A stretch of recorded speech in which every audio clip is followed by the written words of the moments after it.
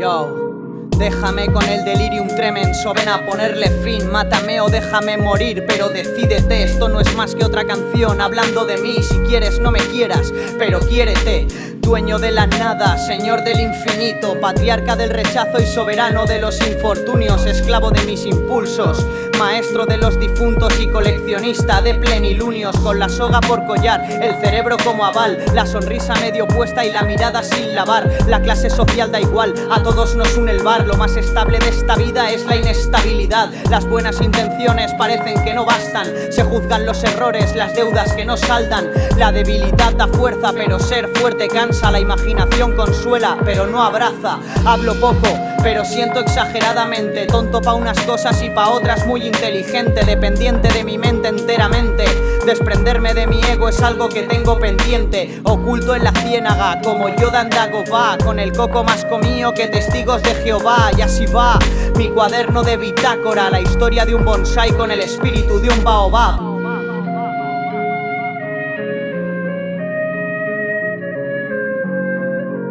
Loki, vámonos pa'l monte, que mi brújula ha perdido el norte.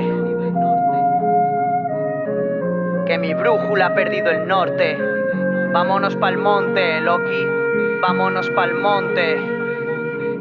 A los demonios desenterré, yo soy así, Capricornio cabezón, R que R y R. Mil veces me equivoqué, pero a golpes aprendí. No puedo no quererte, pero me querré. El kamikaze que se regenera cada madrugada. Me hago el harakiri, pero el cora no se para. Balas de jardala en mis yemas desgastadas. Yo quiero ser tus alas, no cortarlas. Me mantengo en relación estable con melancolía, aprendiendo a disfrutar de mi propia compañía. Aunque me lío con María cada día, y las cañas que me tiran me las bebo bien frías. Gracias a todo aquel que me hizo el vacío, porque me dio más espacio que llenar. Perdí mi talón de Aquiles, ahora no hay debilidad. Ser fuerte no es una opción, es responsabilidad. Ya sé lo que valgo y mi cabeza sigue en alto, pero pese a ser tan fuerte ya sabes que me quebranto. He vuelto al hastío, a la rutina del llanto. ¿Quién diría que un vacío pudiera pesarme tanto? Volvería en el tiempo y mil cosas cambiaría por ver tu sonrisa y la mía, sentir la euforia. Y así va